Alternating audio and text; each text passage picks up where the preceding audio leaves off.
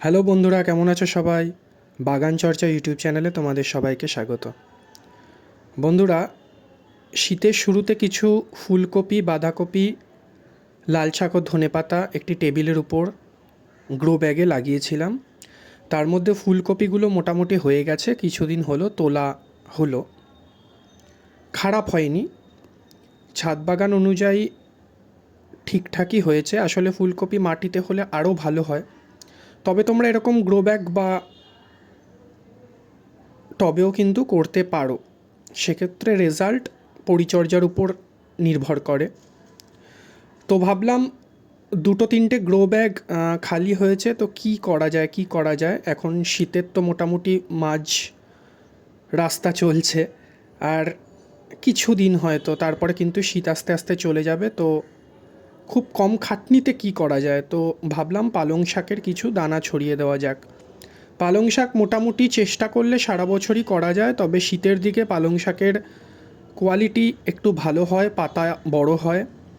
তো শীতের দিকে কিন্তু পালং শাক তোমরা ছাদ বাগানে এরকম গ্রো ব্যাগ বা টব বা গামলা ইত্যাদিতে করতেই পারো, তাতে কোনো অসুবিধা নেই। তার জন্য বিশেষ কোনো খাবারের প্রয়োজন হয় না, খুব ভালো সারের প্রয়োজন হয় না, বা খুব নিউট্রিয়েন্টযুক্ত যে মাটি জোগাড় করে আনতে হবে তারও প্রয়োজন হয় না। তোমরা দেখতেই পাচ্ছ আমার যে মাটিটা গ্রো ব্যাগে রয়েছে সেই মাটিও খুব একটা যে ভালো মাটি তা নয়, মোটামুটি। এর মধ্যে অবশ্যই কিছু খাবার মেশানো আছে প্রথম থেকেই, যখন ফুলকপি গাছ করেছিলাম তখন থেকেই মেশানো ছিল।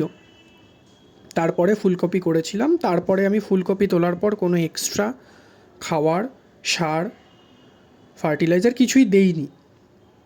অ্যাজ ইউজুয়াল যেরকম মাটি রয়েছে সেরকমই রয়েছি। ফুলকপির ডাঁটগুলো তোলার পর যে সমস্ত ছোট ছোট শেকড় বাকড় বা ফিডিং রুট থাকে ওগুলোকে যতটা পারা যায়, যতটা সম্ভব খালি হাতে তুলে দেওয়ার চেষ্টা করেছি।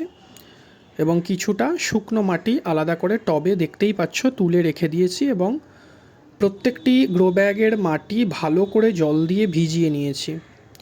এইভাবে তোমরা করতে পারো, প্রত্যেকটি গ্রো ব্যাগের মাটি ভালো করে বেশি করে জল দিয়ে একেবারে কাদা করে ফেলো।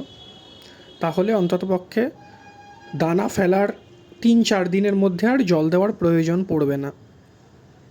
কারণ তোমরা জানো দানা ফেলার পর জল যত দেওয়া হয় তত এই দানাগুলো মিসপ্লেস হয়ে যায়, সুতরাং অঙ্কুরোদ্গমে একটু বাধাপ্রাপ্ত হয়। সুতরাং প্রথমে যতটা জল দেবে এমনভাবেই জল দাও যাতে 4-5 দিন জল দেওয়ার প্রয়োজনই না হয়। ততক্ষণে তোমাদের অঙ্কুরোদ্গম হয়ে যাবে আশা করি। পালং শাক করতে খুব একটা বেশি সময় লাগে না, অন্তত 1 থেকে 2 রাতের জন্য তোমরা চাইলে পালং শাকের দানাগুলোকে ভিজিয়ে রাখতে পারো। এইভাবে বাটিতেও ভেজাতে পারো, অনেকে টিস্যু পেপারের মধ্যে দানা রেখে সেই টিস্যু পেপারটিকেও জল দিয়ে ভিজিয়ে রাখেন, তাতেও ভালোই কাজ হয়। চেষ্টা করবে 2 দিন ভেজানোর, 1 দিন বা 1 রাত ভেজালেও অসুবিধে নেই। সেক্ষেত্রে একটু অঙ্কুরোদ্গম হতে কিছু কিছু বীজের ক্ষেত্রে সময় বেশি লাগে। তো যাই হোক, এরকমভাবে পুরো ভেজানোর পর সমানভাবে দানাগুলোকে ছড়িয়ে দিলাম। দানা ফেলার সময় লক্ষ্য রাখবে যাতে 5টি 6টি 7টি দানা এক জায়গায় পড়ে না যায়, সেক্ষেত্রে গাছ উঠতেও দেরি হয়, এবং যে গাছগুলো গুচ্ছাকারে ওঠে সেই পালং শাকের গাছগুলো কিন্তু ঠিক মতন বৃদ্ধিপ্রাপ্ত হয় না বা সাইজ নেয় না। সুতরাং একটুখানি ছড়িয়ে দানা ফেলার চেষ্টা করবে, সেক্ষেত্রে কিন্তু গাছগুলি প্রপার দেখতেও সুন্দর হবে এবং প্রতিটি গাছ সমানভাবে বাড়বে।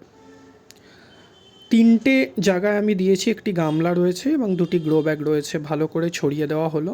ছড়িয়ে দেওয়ার পর আর কোনো খাবার, কোনো কিচ্ছু দেওয়ার এই মুহূর্তে দরকার নেই। জাস্ট উপর থেকে এইবারে যে সমস্ত শুকনো মাটি আমি আলাদা করে সরিয়ে রেখেছিলাম সেই শুকনো মাটি উপর থেকে মোটামুটি 1/2 ইঞ্চি একটা পরত প্রত্যেকটি গ্রো ব্যাগে এবং গামলায় দিয়ে দেব। এতে করে কি হবে, এই শুকনো মাটিটা উপরে দেওয়া থাকলে তলার যে ভিজে মাটি রয়েছে সেটার ময়েশ্চারটা রোদে টেনে নেবে না, ময়েশ্চারটা রিটেন হবে, ময়েশ্চারটা থাকবে। এই শুকনো মাটির থেকেও আরও ভালো ফল পেতে গেলে তোমরা উপরে কোকোপিট দিতে পারো। কোকোপিটে কিন্তু একদম 100% রেজাল্ট পাবে এবং বীজের জার্মিনেশন বা অঙ্কুরোদ্গম খুব খুব ভালো হবে। আমার কাছে এই মুহূর্তে কোকোপিট অ্যাভেলেবেল না থাকায় আমি শুকনো মাটির একটি লেয়ারই উপরে দিয়ে দিলাম। কোকোপিট দিলে উপরে যদি কোকোপিটটা একটু ভিজিয়ে নাও তাহলে কিন্তু খুব ভালো হয়। কোকোপিটের ময়েশ্চার রিটেনশন ক্যাপাসিটি মাটির চাইতে অনেক অনেক বেশি, সেক্ষেত্রে বীজের অঙ্কুরোদ্গমে সুবিধা ঘটে।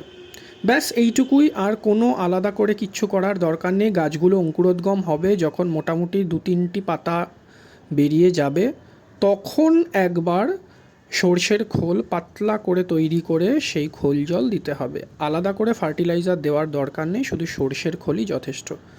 আপডেট তোমাদের পরে দিয়ে দেবো।